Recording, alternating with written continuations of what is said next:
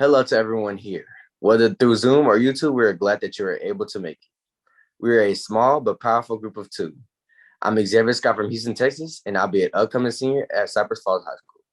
My partner in crime, or in this case, stopping crime, is Kamryn Lichtas from La Vista, Nebraska, and she'll also be an upcoming senior at Papillion, La Vista High School. We are a part of the most wonderful National Robotics team, which has helped mold the project that we have today. I would like to give a big thank you to Kamryn for allowing me to name the project after a family member of mine, Uncle Frank. He always gave the biggest hugs that shielded and protected me, and this project reminds me of him. But before we get into the project, we have to talk about the details of the project. One important part of this program is coding, which is a very specific and sensitive process. Coding is what allows us to be here today. It's in all the technology and apps that run, so it's very important to how the world continues to advance.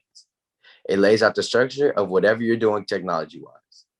You could have 500 lines of code, but it won't run because you forgot to finish the parentheses in line 137. Madness, right? We use Python coding, which is like a programming language, which takes a little minute to learn, just like any other language, but it's totally worth it. We start out by learning how to print something simply like hello world in code, and then we eventually work our way up to attempting to type a full page on our own. I will break down the code that we use in our project later on, but it's just not coding that helps shape our project. It was also the Raspberry Pi and GPIO board. The Raspberry Pi is basically its own computing system. So when I turn on my Raspberry Pi, it looks a little something like this. So it's basically like your regular old Mac or HP Windows. Even has the time. Unfortunately, that is wrong. It's actually 428. But you see, it has a lot of similarities to a regular computing system. So it's a lot that it can do. The GPIO board is what brings power from the Raspberry Pi to the breadboard, which gives us much more space to put what we need. We need to make sure that we plug everything in right into the breadboard or it won't work and have us stressing out for 4 to 5 hours, texting Mr. Jerald in panic. But I'm totally not speaking from experience. But this can happen from a wire to a resistor to even something as a number keypad. We have to pay close attention to what goes where because believe me when I say that if it's on the diagram, it's of your utmost importance no matter what. Kamryn let us know that her goal and reasoning for this project was because I feel very insecure when I'm home alone, and I felt that way since I was in elementary school, and it was a really bad anxiety thing. And sometimes I would just sit by my window and literally not move until someone else got home for hours at a time. I wouldn't even get up to eat or do anything. And I would always peek out the window and make sure no one was coming up to the house or anything like that. So it really, really scared me. So building a security system is actually something that I would feel safer with myself. So my goal of building a security system was something to make people feel more secure when they're home alone, or if they're leaving the house and they need to have a camera to watch it. So, and I just think that overall it's a very beneficial tool.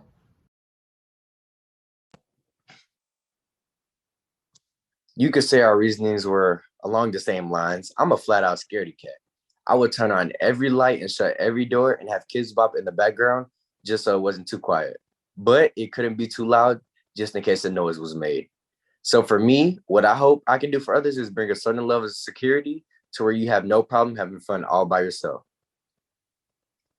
For our project, we use 3 different codes and builds to combine into the Uncle Frank system. We start off with an easy LED pin, which consists of 2 wires and a 220K ohm resistor connected to the longer side of the LED.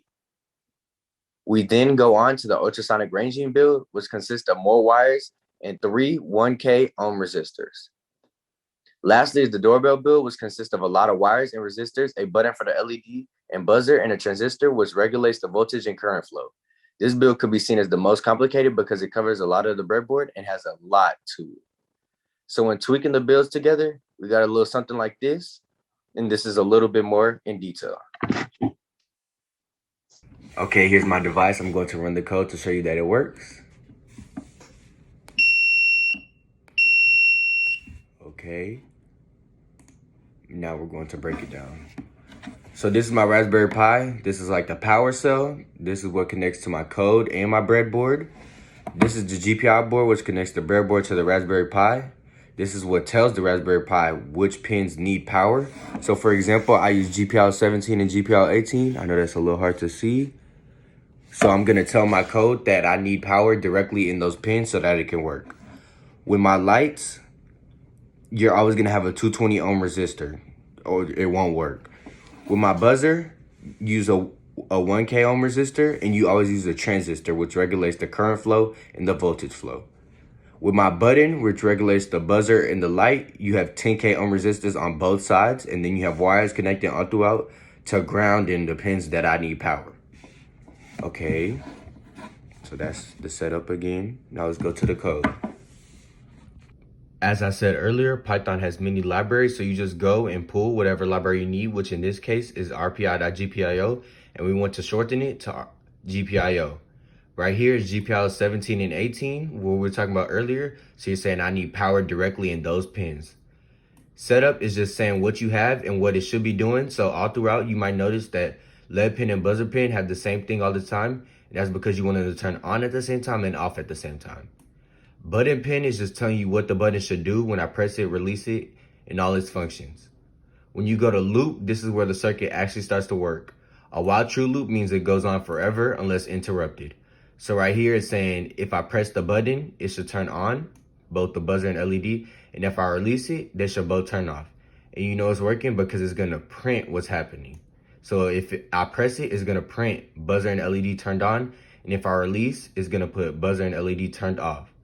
If none of that works, then it's going to use GPIO.cleanup to just destroy the whole code and send everything back. So when you press start, it's going to put program is starting, and then it's going to put the setup. So it's going to let you know everything it has. Then it's going to put the loop. So then the circuit actually starts to work. But if it doesn't work, it's going to do destroy. And if it does work, then you can press Control C to stop it, or you can use the stop button up here. So your results will always print down here in the shell. So right now, I'm gonna press it, and you see it's gonna spam that until I press it. It turns to on, and then when I let go, it goes back to off. So I'm gonna show you stop, and this is what I mean when everything is important. So if I get rid of these parentheses and I try to run the same code in the loop, this is what's gonna happen. You're gonna get an error. So it's important that you make sure you have everything intact.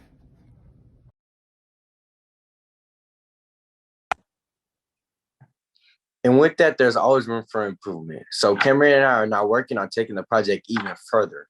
So instead of the ultrasonic range sensor just letting you know how close something is or someone is, it would automatically go off and if someone was within a certain distance. The button would be a switch. If you flicked up or down, it would automatically call the police. And if flicked the other way, then it would turn off.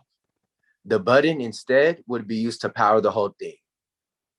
So the button will be what you press before you leave, which will trigger it so it starts detecting the distance. Then if something was close enough, like 3 feet, then the light and the buzzer would go off and alert you, and you would choose what to do from there. This will help to ensure that we are taking even more precautions.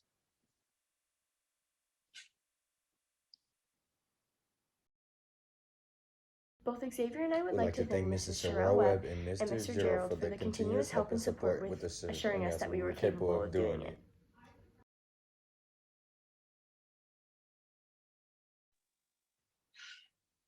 Kamryn states that the biggest challenge of this internship was actually the physical computing, because you could mess up one wire and the thing wouldn't work, and then you'd have to trace back every wire and every piece to find the one that was messed up, and that could take a lot of time. But the best part of this internship was the speaker series on Tuesdays and Thursdays, because it gave me insight about what my career could be like as an astrophysicist. And it not only shows what they do right now, but it also shows the steps that they took to get to where they are.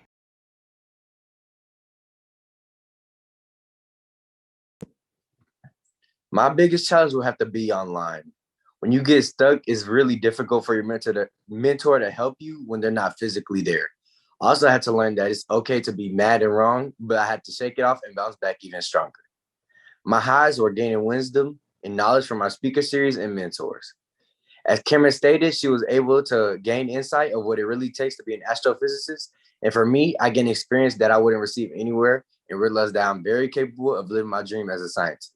We would like to show our gratitude to the SEEDS program at NASA for giving us an unthinkable experience. Thank you.